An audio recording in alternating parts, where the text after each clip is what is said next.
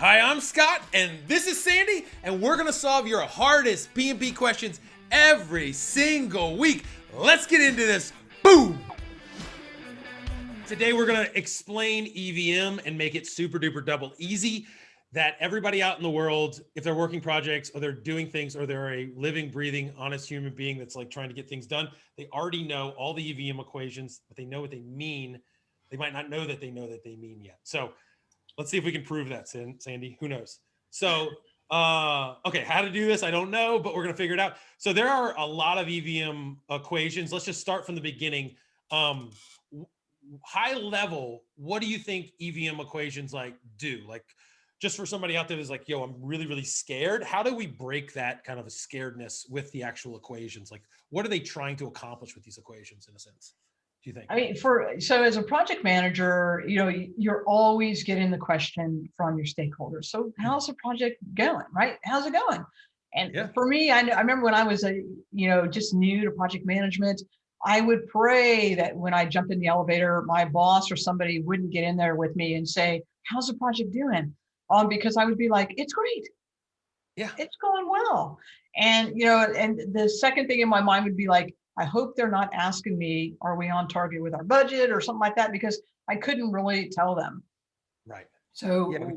So when I was, then I learned over the years working with experienced project managers and all that we have this thing called earned value management. And so when somebody asks me, how's the project going or how's it doing? Are we on target, with our schedule and stuff, instead of just saying, yeah, oh yeah, I looked at the dates, we're doing well. I actually had hard numbers. Yes. And costs, right? Cost is a really big one. With the schedule, you can kind of look at it and just say, yeah, we're right on target. But costs are a big one. So what it does is if anybody asks you, especially if you're in a steering committee meeting or some update or whatever, you can say, yes, we're on target with our schedule and you have the values, or here's how we're doing with our budget and you have those hard values. If anybody asks you, you can fall, it's always about the math, right? And the numbers. So you can fall back on that and you can depend on that. So I love earned value management in that regard, because you can give updates and you can actually show here's where you are and why. Yeah, and you can ask. So that's awesome. I like that fact. It's giving you an objective picture of how you're doing. Mhm. And so the barrier now, if people go like, okay, that seems better than saying like it's going great, Yeah. everybody's getting along really well. Like that's awesome, but Yeah. like let's get down to the number. So for the big components right off the bat are like budget at completion, plan Uh-huh. value, earn value, actual cost. So like I'll start like budget at completion. Basically, for people out there, is just what do we think the entire what is the entire budget that we've signed up for? So we have $1 million budget on this project. We had $1 million in the bank to be able to spend. So that's just kind of setting the entire table. So that's like a raw component, obviously very, very important, but it's going to be used in a lot of equations in the math side to help them out. So we've got that big picture kind of perspective. Now, how do you break down plan value, earn value, actual costs, like in simple terms for you, Sandy? Like what do those things mean to you from a project manager perspective? So when it comes to the formulas, I mean, the two I think that are the easiest ones that are fairly easy to get on, when you see a question is budget completion, like you just talked about, and actual costs, or AC. And Yeah. that just says, here's what we've spent to date, right? Here's the actual costs, expenditures. So, you might get a question that says, oh, the project's been going on for 3 months and we've spent $7,500 each month. You just, Mhm. multiply 7,500 by 3, and that's what you've actually spent. Right. So that's just the way I look at it. It's almost like when you're when you're trying to balance your checkbook, right? Or you're looking at your bank account or something like that. And you're like, how much have we actually spent this month? Yeah. It's the same thing. It equates to the same thing. What are your actual costs to date?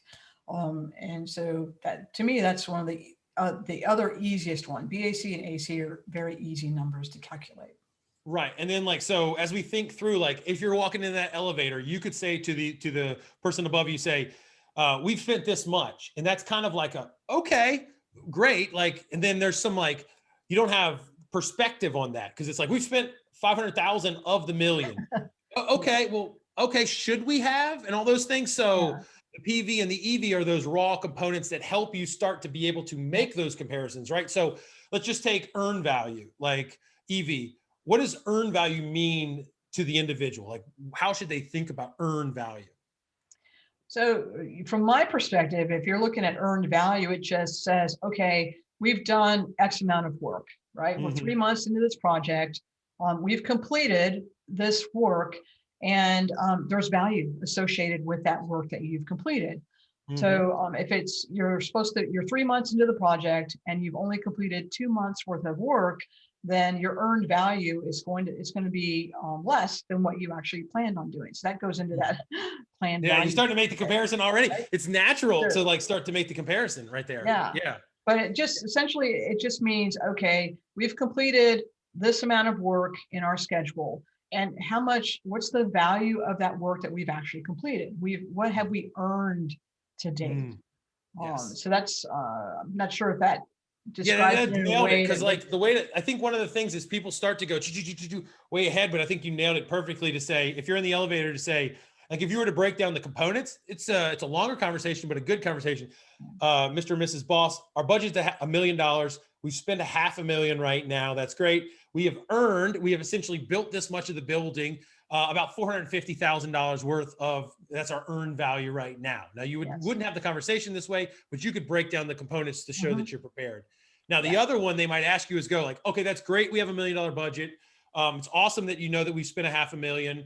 It's great. Kind of seems weird that we've only accomplished 450,000 in earned value. Like, where should we be? Like, where should we be? And then that is the plan value, right? Like where we should be schedule wise at this point. Am I interpreting that correctly? Yeah, exactly. Right. If you have a 6-month project, right, and you're at 3 months, and say it's $1 million, and at 3 months we've spent 500,000, we've earned 450,000. But it can be simple math, right? If we're saying 6 months, $1 million, at 3 months we've spent 500,000, then we should have earned $500,000 worth of work, right? We planned to spend 500,000 and have $500,000 worth of work completed. And so that was our plan, but we've only earned $450,000. Yeah. So that just essentially says we've spent more than, we've earned less than what we should have at 3 months. And we've spent the equivalent of what we plan to do, but we have less to show for it. So, so yeah, that's why I love when you look at the formulas. I like to set them up in a way where the numbers kind of, as you do the formulas, they give you just a little bit more information. So like we started out with BAC and actual cost, right? BAC and AC. So those are just kind of big numbers at the very beginning. But then it's like, okay, well, here's our budget and here's our actual costs.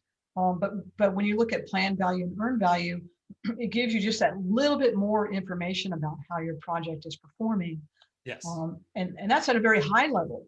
At a very high level, you could sit down with your stakeholders and say, okay, I have these 4 values. And then the rest of the formulas go into a little bit more, because your stakeholders are going to ask you more questions. The natural next question is okay, great. I love the fact that you have these things, but like I'm in an elevator, I got coffee in my hand, make it make sense to me. So they're going to say, are we ahead or behind the schedule? Are we ahead or behind the cost? And that's the natural next question. So which variables kind of answer those, like in your opinion? Well, are we ahead of schedule or on costs? So I mean, there's a couple of them that I like to look at. The very first ones I like to look at are cost variance, right, and schedule variance. So those kind of just give you a little bit, the minutia gets a little bit deeper as we go through these.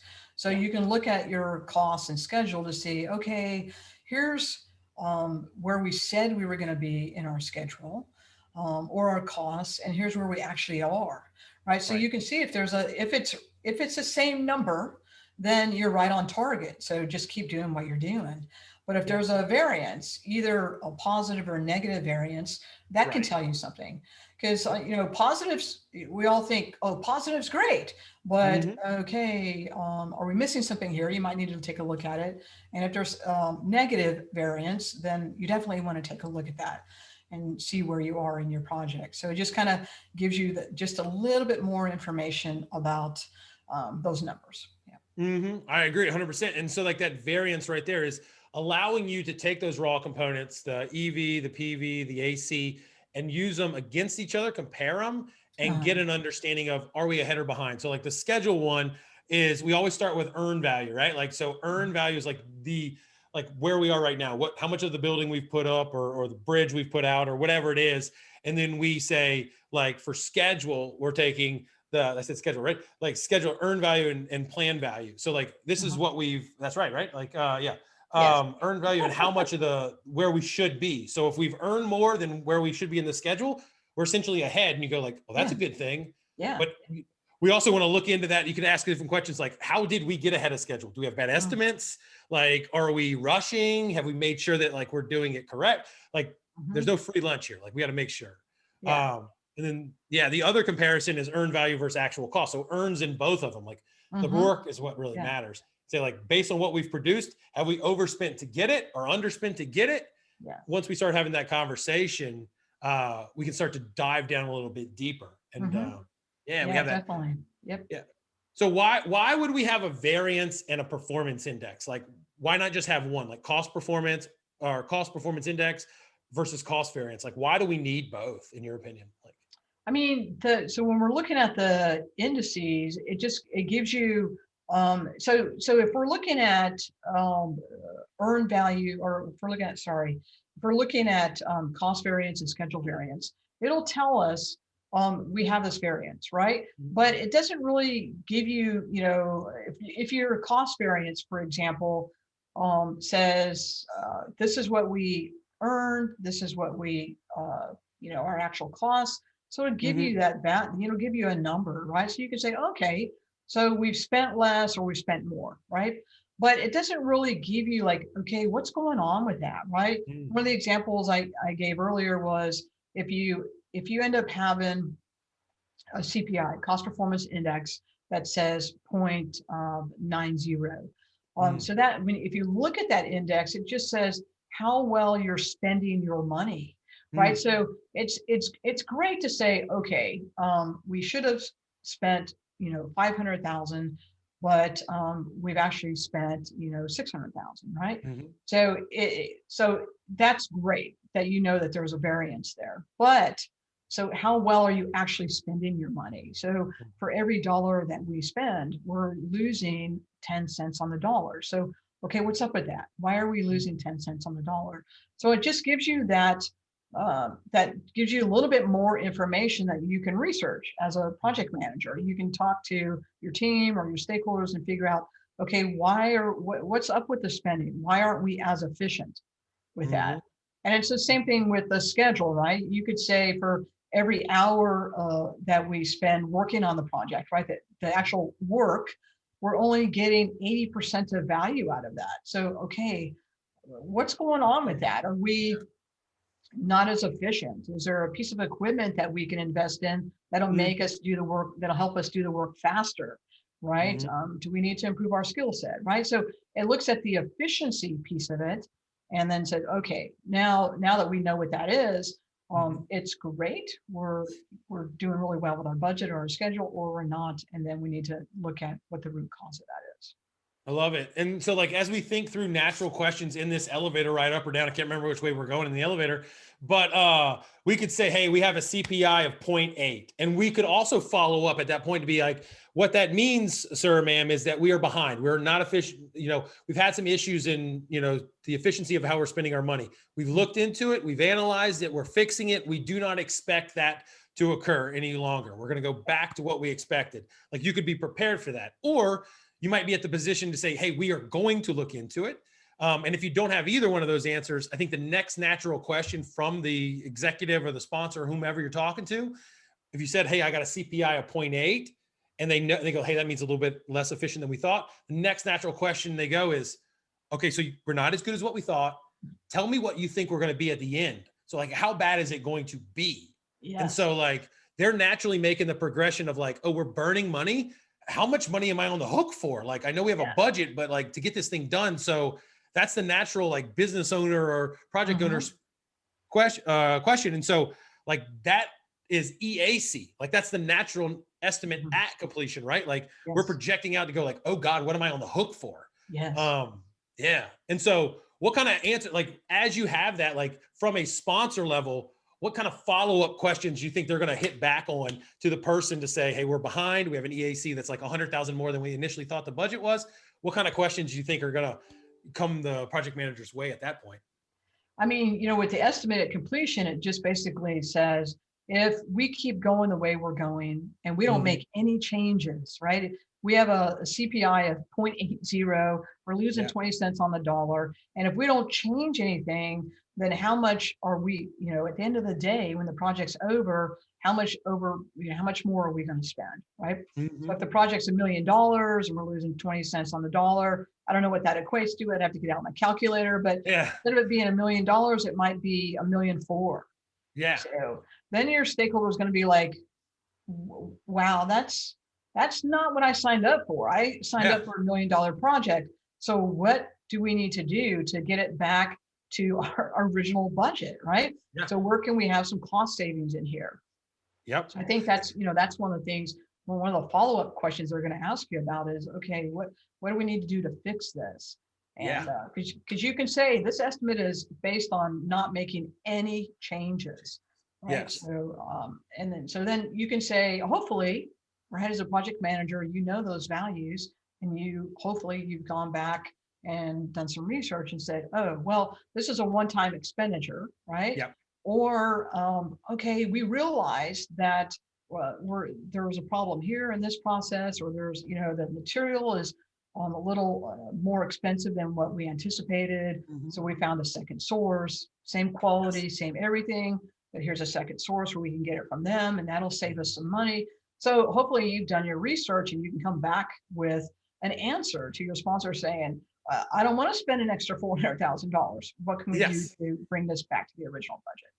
Yeah, 100%. And you just hit on two other metrics that are in there. So like if we said our original budget was $1 million and we're going to, like, if nothing changes and we don't get it gone, we end up spending $1.4 million. That's the projection. So that would be our EAC, estimate at completion. And we might say, the sponsor might come back, or you might say, oh, like if we don't change anything, there's going to be an extra $400,000 that we're going to have to spend. That's called variance at completion. Like if we walk all the way to the end, then the variance, the difference at the end at completion will be that value. So if you calculate that out and extrapolate that out, like before the meeting with the big guys and girls, you say, oh God, there's a $400,000 savings that I have to somehow find. Like, talk about getting like cold sweats, like, shoot, like you got to drive that down. And then the other thing is like, I think the other question is they can just hammer down on you harder. If it's like $1.4 million, then you've already spent $500,000, not to throw all these numbers out there, but they might say, so you're telling me I need to spend, I gotta do the math, $900,000 more to finish this project. Yeah. If you only spend $500,000 and your estimate at completion is $1.4 million, $500,000 to $1.4 million, that's $900,000 more. That's a, like, what is that value? That's the estimate to complete. Sorry. Yeah, estimate to complete. That's how much more money. So that estimate to completion is like got an exclamation point. Like, so you're telling me I got to give you 900,000 more? Like, not interested. Like, yeah. And we also take the negative side. It could be good. You could be using these values to be like, your variance at completion, like tell us, like play it out, Sandy. Like if your variance at completion is good, like how might that you'd be running to them, like shaking it in their face, right? Like, look how much money, like what would that conversation go like if you have a good variance at completion?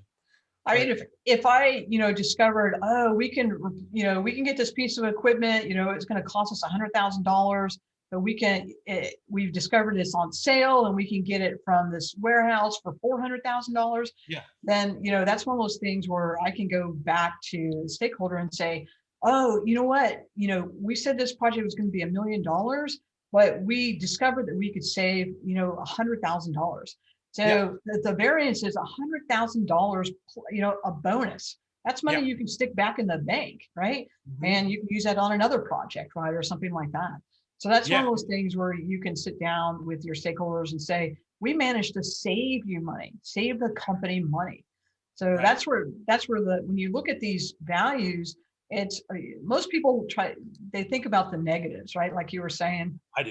Yeah. Yeah. but you can find the positives in it too, right? You can say, oh, we improved these processes, and instead of the project taking 6 months, we can get it done in 5 months, right? Our Yes. team is way more efficient than we anticipated. So what that means, if we keep going the way we're going, we're going to finish in 5 months, not 6. So that Yeah. means those resources, you'll get value out of this project sooner.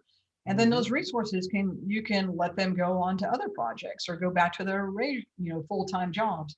So it's really, that's what I like about these numbers, because you start out really high level Mm-hmm. and you just keep going down, down, down. And then when you're looking at estimated completion, it says, okay, if we keep going the way we're going, what's going to be my final cost of this Mm-hmm. project? Right. But your stakeholders may ask you questions from a different perspective, right? So they're like, okay, so if we keep going this way, then the final bill is going to be this. Yeah. Well, how much have I Yeah. spent already? Yeah. Right. And you could say, oh, you've already spent 500,000. So you're telling me that I need to spend another $900,000 to get Yeah. there. So that's your estimate to completion. So what it does, it gives you sort of the same information. It's just presented in a different way. So Yeah. here's the final cost.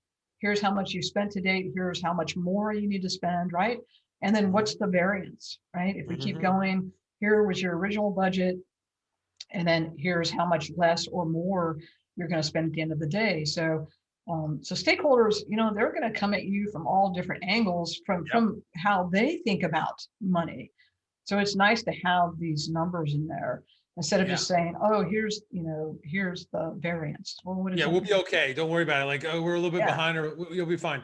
And yeah, I guarantee that anyone who's had anything done on their house, like painting or yes, remodel or their cars, has really like asked these questions before. You're telling me you're behind, and it's going to cost more from here to the end than I yeah, originally thought it was going to cost. Like, oh yeah, my gosh, they've asked these EVM questions to their contractors, yes, or their significant others have asked to them. And they just haven't framed it as VAC or whatever. yes, Uh, and so there's one more I think that's kind of fun to play through as an example. It's like in those situations where you are, I think it's on both sides. If you're way over and they're saying like, okay, I understand that you tell me that it's going to cost this much more. I'm not really on board for that. So tell me how much better you have to be in order for it to get to what you originally taught us, or some arbitrary goal in between. And yeah, that's TCPI, the two yes, complete performance index. And so yes. kind of how do you think through that metric in a sense? Like the math it's not hard, it just looks confusing, but how do you think through that metric in a sense? I mean, when I look at that, I think, okay, like you said, it could be positive and negative, right? So, it could be one of those things where if you find out that, you're over budget, and Mhm. and your boss might come back to you and say, okay, what do you have to do to get us Yeah. back, or pretty close to what my original budget was? And Hmm. so the numbers are sort of reversed, right? When we're looking at CPI and SPI, you want to have a negative number, right? Or I mean, if it's negative, it's not good. If it's right on target or positive, then that's good. But with Hmm. TCPI, it's the opposite, Yeah, right? Because like above or below one, right? Like that's yeah, what you mean. Like, yeah, yeah. like if So with yeah. TCPI, if you're above 1, that's not good, right? If you're below, Mhm. that's what you want. Yes. So if they're looking at how efficient do you need to be to get us back to our original schedule or budget, that's when you can look at those numbers. So if, for example, if you're over budget, right, Mhm. and you have a TCPI that's 1.20, then you Yeah. can look at those numbers. You say, okay, it's a positive number. That's not good. And what that's Mhm. essentially saying is, okay, $1.20. So I need to get us back to our original budget. I need to figure out a way to save 20 cents on every dollar I spend, right? Yes. So that, for me as a project manager and the experience I've had, I'd rather try to save 20 cents on the dollar versus if I have a TCPI that's 2.0, 2.5, that means I've got to try to, for every dollar I spend, I've got to try to save a dollar, right? Yeah. Those Yeah. Yeah. numbers are a little more difficult Yeah. to achieve, right? So it just says, how efficient do you need to be with spending your money? You got to figure out ways to save money to get you back there, or with your schedule too, right? How well, so TCPI is about money, but I like to also look at it with my schedule. From that perspective on time, what do we need to do to be able to improve our performance when it comes to our schedule? But TCPI is about cost performance. 100%. And what you laid out, like, hey, 1.2, you might, like, someone might say, oh, well, that's not so bad. It's just going to be 20% better than we thought we would. But what got you into that position is that you're probably 0.8 currently. So you're going to have, you're already not making your goal of 1.0. So you got to go from 0.8 to 1.2. So you got to just get back to where you thought you were and get better. So, you know, the water level is rising. That's why it's important to be vigilant upfront and often to say, how are we doing? How are we doing? How are we doing? And so that you don't get halfway through 3/4 and say, oh gosh, we have to be amazing at this point where we have no history of amazing, which is bad. And then the other thing is, like you talked about, hey, I found ways with variance and completion to save us money. And we expect to be 100,000 under. Like, I don't know how many times I've projected to save money and not. And so if you're on there, you're like, all right, everybody, like, we have an opportunity to actually finish above budget or below budget. And then that TCPI, you're like, in order to hit it, all we got to do is maintain this. All we got to do is maintain this. And it's like, if we, you know, we can set our time or, you know, focus on that. So it helps you keep like focus on it. You could reset that number, not to get fancy with it, but like you could reset the number, the TCPI goal that you have down to something else. And you could just set your clock to be like, hey, let's work hard to get there so that at the end we actually have money falling out the back of this thing. So, phew. And I mean, I one of the things that I really try to underscore when I'm talking to my students is when we're talking about earned value management, they're like, whatever, I don't even balance my checkbook at home. Why do I care about this, right? As a project manager. And part of it is, you know, one of the things that you don't want to happen is, you know, say you have a year-long project and you know, at 6 months, you finally decide to do earned value management and your value, say your CPI is at 0.75, right? How long have you been losing 25 cents on the dollar? You don't know, right? All you know is that right now you're losing 25 cents on the dollar. And if it's a multi-million-dollar project and you're losing 25 cents on the dollar, that's hundreds of thousands of dollars that you potentially have already lost in your project, right? So you don't want to find that out at 6 months. You want to find that out in the first couple of weeks or the first month at a minimum, right? Do it once a month, but you want to find it out as soon as possible, because once you know those values, you can depend on those values, right? You can say, okay, we're two weeks into this project and I'm already at 0.98 on CPI. So, okay, I need to watch that, right? So another 2 weeks when I check this, is it the same or is it less, right? Is it 0.95? So then boom, right off the bat, the first month in a year-long project, you've already seen this trend and you can go and you can research it and figure out what's going on with it and you can fix it. And maybe you've lost $50,000 versus, you know, $200,000 for your stakeholders, right? So it's really important to do it early and often. It's my catchphrase, early and often when it comes to earned value management. Yeah, and you kind of want to treat it like it's your money, because that's like one of the ways, like you wouldn't want to lose an extra $150,000. And so you want to be like, goodness me, if this is my project, what I want to do, because it can also indicate that we have, this won't be on PMP exam, but most likely that you have improper estimates and stuff. Like you learn that like, oh God, my estimates are wrong. Our understanding of what we're doing and our ability to do it and the constraints around us and people that are working with us, contractors, etc., like we are operating under a false assumption. And if we can learn that quickly, we can make different decisions, either change the way it works. We could technically re-baseline if they give us the ability to do that. And so at least knowing, like a G.I. Joe, like TV show from back in the 80s, like knowing is half the battle. Like we could know at that point and then make some assumptions or some decisions to help it out. So yeah, exactly. You can do that as you know, as you're going through your project, right? As you're working through your project management plan, you can definitely do that. And if you notice, you know, say this project's over and you've gone back and you've taken a look at what you originally, you know, because you might have several baselines.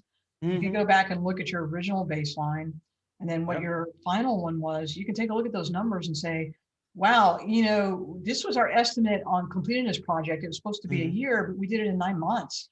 So Mhm. if you see that happening, then you can say, okay, we're overestimating, right? Mhm. The amount of time that it's taken to complete the work. And then you can always go, I've seen this quite a bit with people where something might take 2 days. So Mhm. they'll pad their numbers, right? Yeah, Because very those true. subject matter experts, and unless you know any better, you don't know that those numbers are being padded. So that's something that you can go back on and look history wise and take that into consideration the next time you do estimates. Yeah, because in a sense, like we could go, I think we might go 45 hours on EVM, but like in a sense, it's giving you an insight into the quality of the work that's done in a different way. Like a lot of times you Mhm. just think quality is like, how well did I make this pencil? But a lot of times it's like, how are we doing the work? How are we forming our teams? How are we like understanding what we're trying to do? Is there a lot of rework in the process? Like these things, as we start to unwind, like, well, where are the variances? It's not just a gross project like, oh, I'm this far behind. There are areas within the project where the root is manifesting itself, like where the Yeah. problem is. It could be who knows what, but we just got to go down and find that area. Maybe everybody's padding. That's a bad thing. Or maybe everybody's like taking the most like the worst way to estimate for the situation. Who knows? But yeah, like the quicker we can get it done, the less likely that we're gonna have to unload our desk later and leave the company from being fired. And this the last is like early in projects, it's always good to like have something to rally around. You're like having these people all over the place, but you're trying to like align them to something. And if we can get them to like I don't want to say like a burning bridge or anything, but like you just want to like, hey, let's focus on the work. Let's get a better understanding. Let's Yeah. rally. It's not a bad angle to play. So Yeah, that's I good. know students, they have this big fear about earned value management and formulas and stuff, and it's unknown to most people. They've never done it before, and some organizations don't even ask project managers to do it. But Yep. if it's something where you're a project manager and you plan to stay working in the field, then it's something that is fairly easy to learn, Mm-hmm. and you can apply it little by little. Even if it's just new to you, you can say, okay, what are the first four values? Budget of Yeah. completion, actual cost, plan value, earn value, and understand those. And then you can do, cost variance, right? Schedule variance. Those are actually fairly easy numbers to do. Yeah. And then, just understanding that. And then you can get into SPI, right? CPI, Mm-hmm. and the rest of them just get into that minutia. But it's a Mm-hmm. good practice, for when they do ask you for those numbers, you're not saying, oh, uh, uh, give me a day to get back to you, Yeah, right? yeah, yeah. I'll figure it out. Then Yeah. you can get those numbers pretty fast and give it to them. So I Mhm. think, And it is a thought process that even if you're not asked, like you're thinking that way to say, like, where are we? Are we ahead yes. behind? And a lot of times it's an indication, like to show you how difficult planning and imprecise planning actually is. Like Mhm. every plan is wrong. It's just how wrong and what do we do from it? And so, like a lot of times planning is just you have a plan to indicate whether you're on or off the plan, and then what are we doing?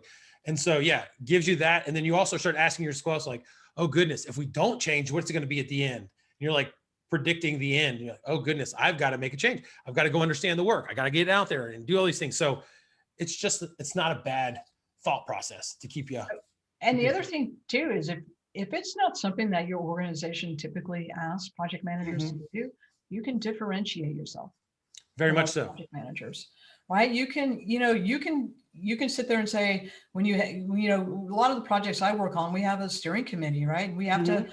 give an update every 3 months or so, because a lot of the projects I work on are multi-year projects. Mhm. And during those updates, even if they haven't asked me, I can Mhm. say, here's what we said we would have done by this date, and here's where we actually are. And we're actually Mhm. doing a lot better. Or we're just Mhm. a little bit behind, but here's what we've done Mhm. to fix this, right? So, or the same thing with your costs.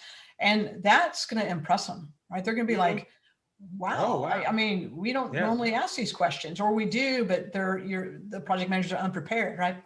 So it's one of those things where, especially if Very you true. find something big, right, you can be like, oh, I discovered this. Then be like, oh, thank goodness you found that now instead of 6 months Yes. from now, right? Yes. So it is a skill set that takes practice, but Yes. it's going to be one that serves you well now and in the future. Yes. And then the thing I would recommend I love that differentiating thing is like a lot of people go whole hog and be like, I'm going to get all these metrics all the time, throw them in there and do all this stuff. Like, please, like, let's just, even if you're, I mean, especially if you're operating in an environment where they're not used to this, like just ease in, both from a risk standpoint about you're going to need to get better at understanding these. And once you start pegging numbers, then people are going to expect it and you're going to be, learning as you go. Like, so just, kind of like warm the water up slowly. And then you can also be a force for good. Like you're talking about, like, you can set an example, you can bring clarity, you can teach others, and who knows, the world might be a better place. Yeah. So that's good. All right. So that's EVM. We could go deeper. We got like EVM made easy and all these other things. Like I could get this book I wrote a long time ago out, all those things, but that's an awesome one. So that's it for today. Let's jump into the next one and keep answering questions. So cool. See you, Sandy. All right. Right on.